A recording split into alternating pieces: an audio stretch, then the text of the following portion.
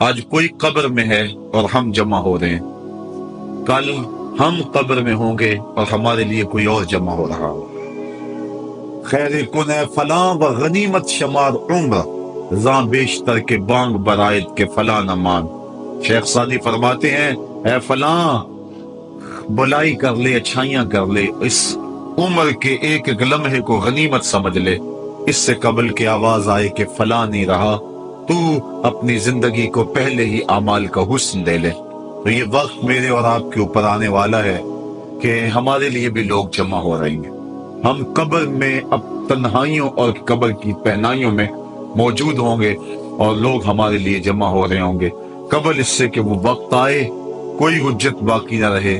مجھے اور آپ کو اپنے اعمال کی اصلاح کر لینی چاہیے۔ امام غزالی نے ایک بڑی خوبصورت بات لکھی، آپ فرماتے اللہ نے مرنے والوں کے ذریعے سے جو باقی زندہ بچ گئے ہیں ان پر احسان کیا۔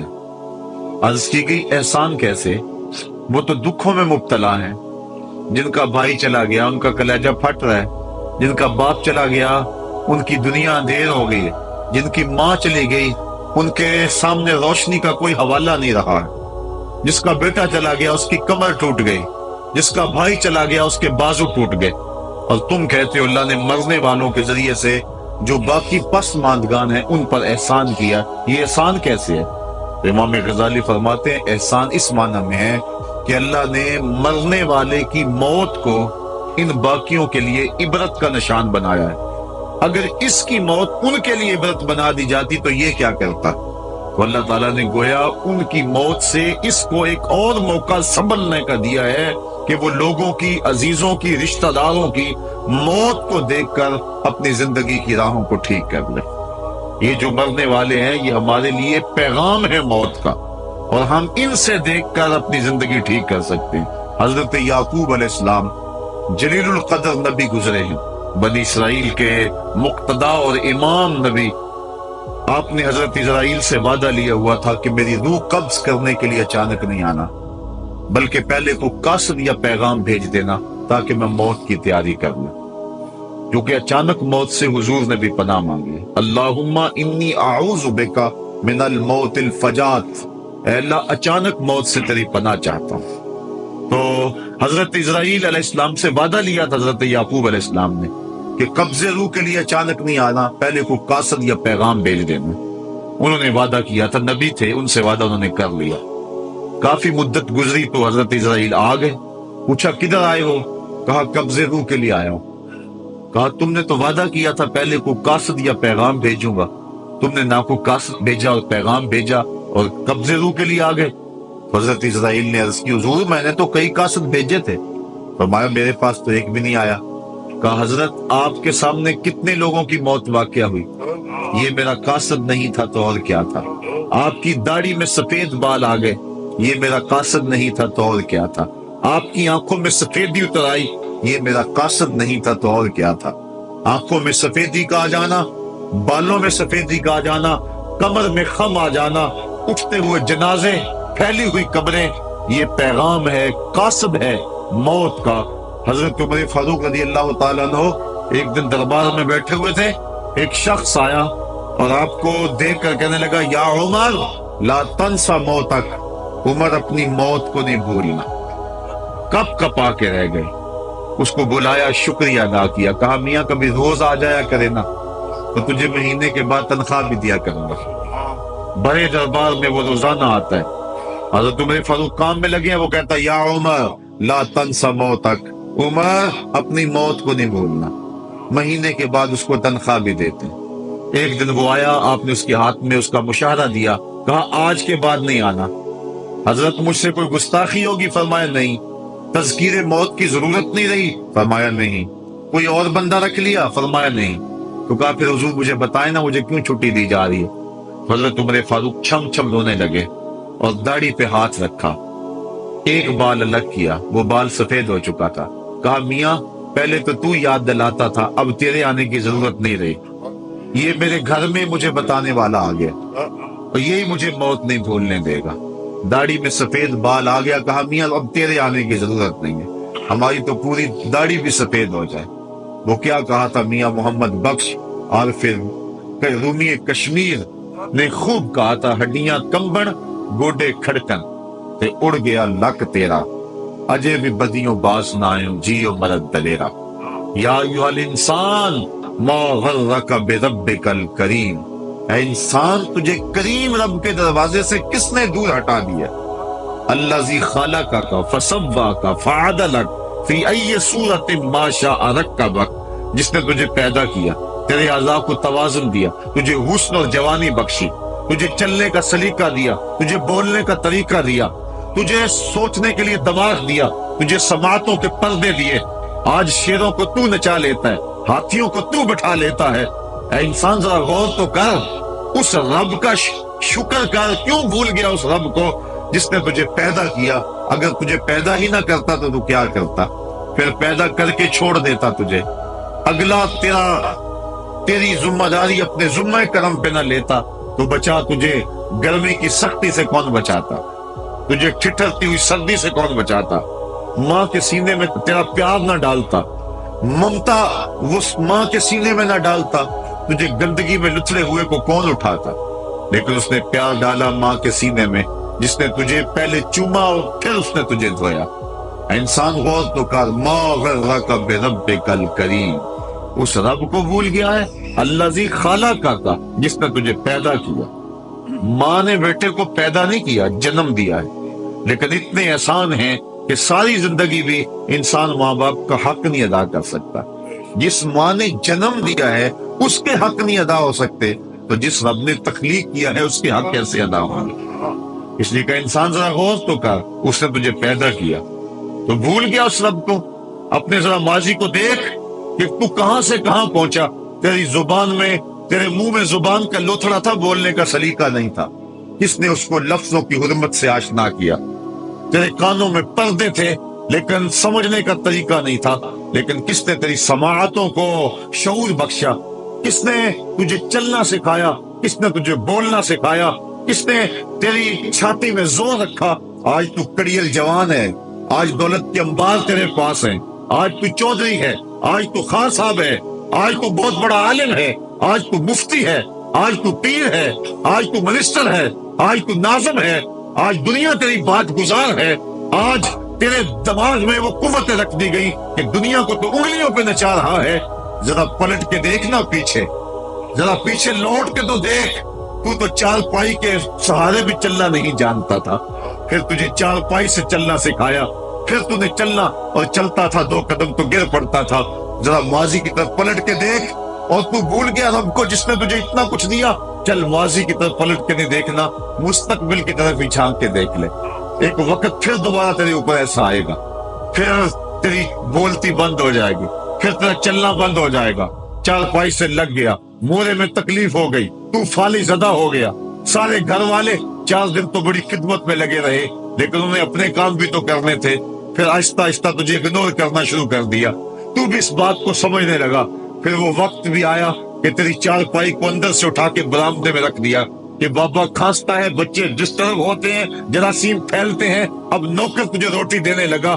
شام کو بیٹا آتا ہے، 2 لمحے کھڑا ہوتا ہے، پھر اپنے بیڈ روم میں چلا جاتا ہے، تو اس کی صورت کو ترستا رہتا ہے۔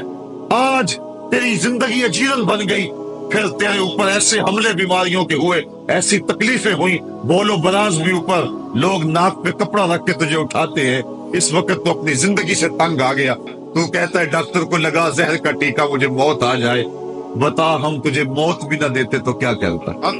ہم نے تجھے زندگی دی تھی، یہ ہمارا احسان، اور اب تمہیں موت اگر دیں گے تو یہ بھی ہمارا احسان ہے۔ اگر تو تڑپتا تھا، تیری زندگی جو ہے وہ جیون بن چکی تھی، سارے تجھ سے تنگ آ گئے تھے، تیرے بیٹے بھی کہتے دعا کرو اللہ بابے کو پردہ دے دے، سارے تیرے پردہ مانگ رہے تھے، اب بتا کہ ہم تجھے پردہ بھی نہ دیتے تو کیا کرتا؟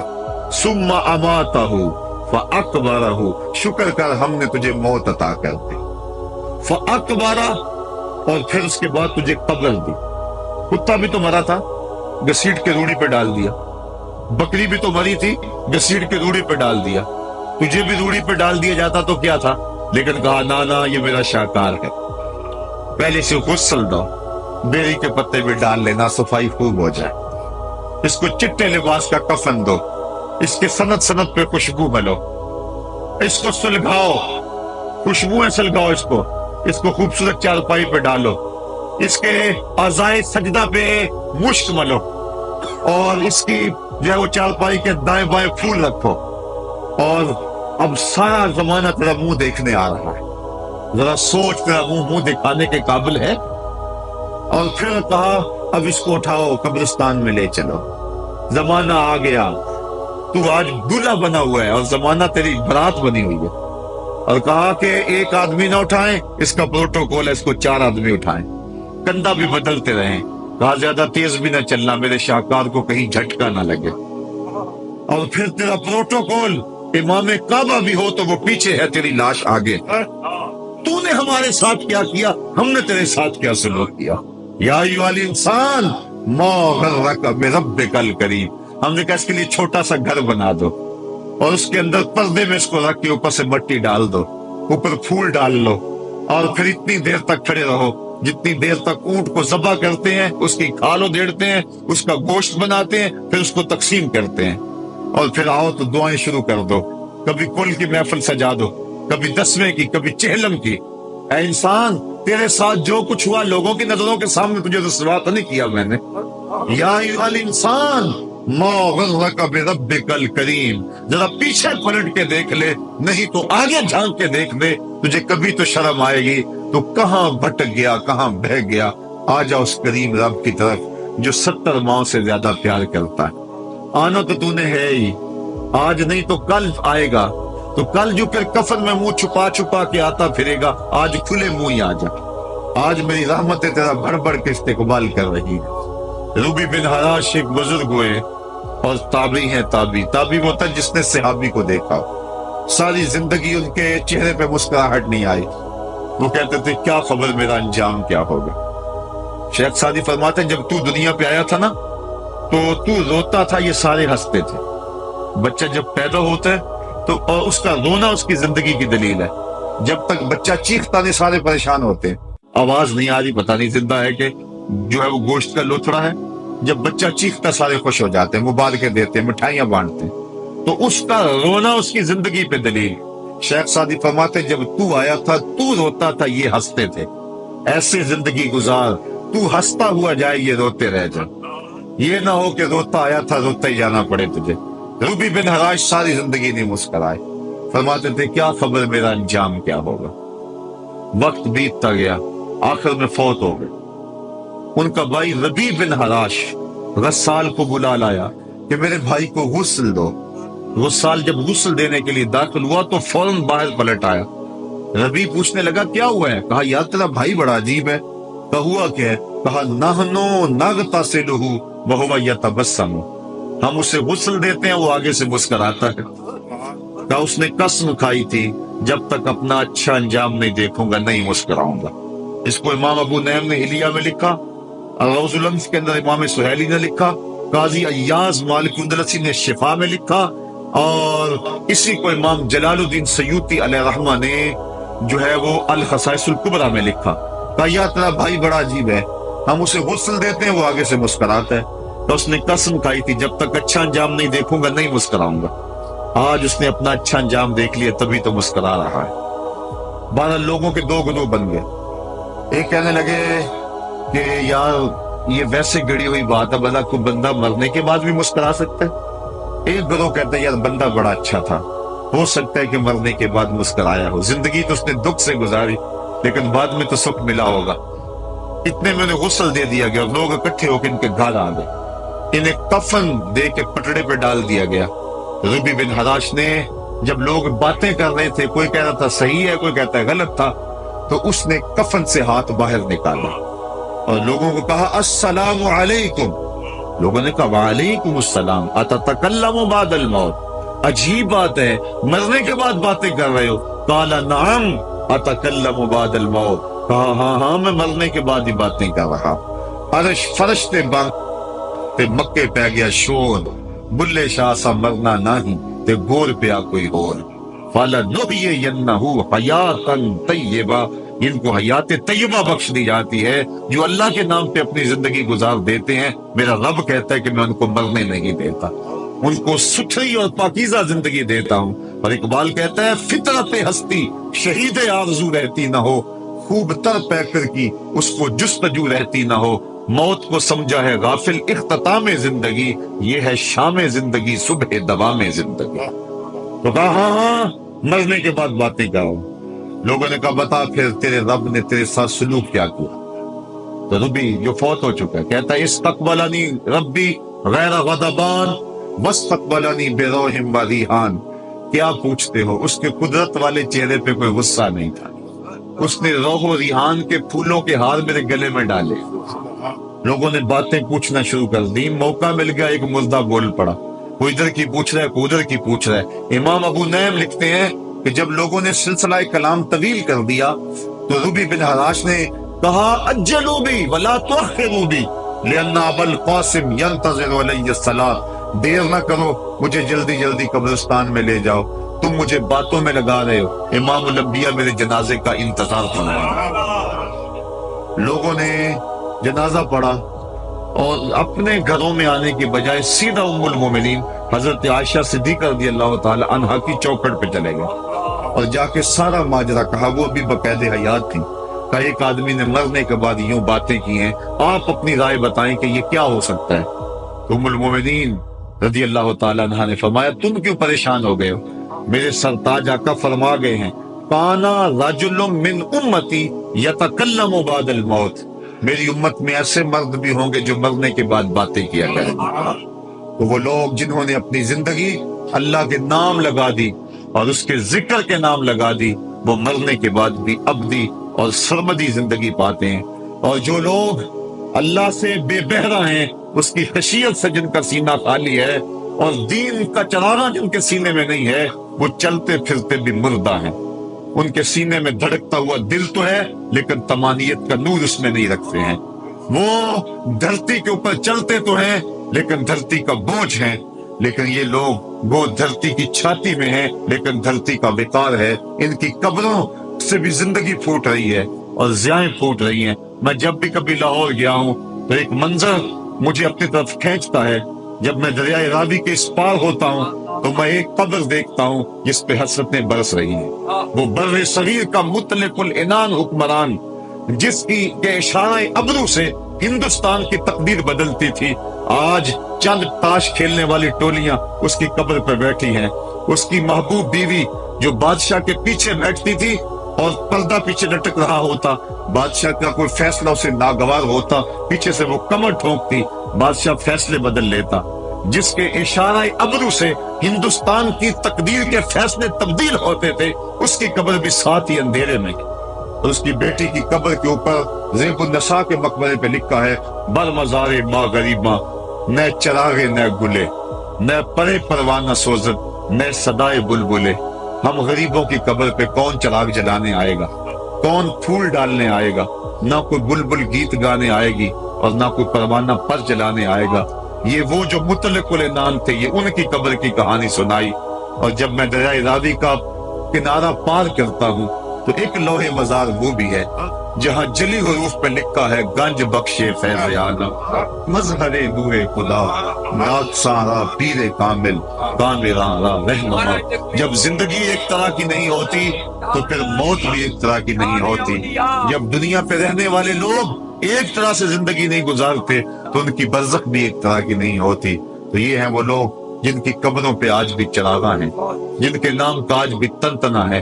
1000 سال گزر گئے، ان کی نسبی اولاد تو کوئی نہیں ہے، انہوں نے شادی بھی نہیں کی تھی، لیکن اس کے باوجود دن کو چلے جاؤ، کڑکتی دوپہر کو چلے جاؤ، برستی بارش میں چلے جاؤ، لمبی رات کی تنہائی میں چلے جاؤ، موسم کی کسی بھی شدت میں چلے جاؤ، حکومتوں کے بدلتے ہوئے ماحول، مارشل لاؤ کی کیفیتیں، جس دور اور جس حالت میں مرضی جاؤ، آپ کو وہاں میلہ نظر آئے گا، وہاں ہجوم عاشقہ نظر آئے گا۔ ارے میں گسارو سویرے سویرے، خرابات کے گرد پھیرے بپھیرے، کبھی اس طرف بھی گزر کر تو دیکھو، بڑی رونقیں ہیں فقیروں کے ڈیرے۔ وہ لوگ جنہوں نے اپنی زندگی اپنے مالک کے نام گزاری، وہی زندہ ہیں، وہ سرمدی اور ابدی زندگی پائے ہوئے ہیں۔ صاحبو، اب میرے اور آپ کے پاس سانسوں کا موقع موجود ہے، ورنہ یہ سانسیں تیزی کے ساتھ پگھل رہی ہیں۔ میں کل امام رازی کو پڑھ رہا تھا، وہ کہتے ہیں ایک بزرگ فرماتے مجھے سمجھ نہیں آ رہی تھی ان الانسان لفی خسر کی، کہ بے شک انسان گھاٹے میں ہے.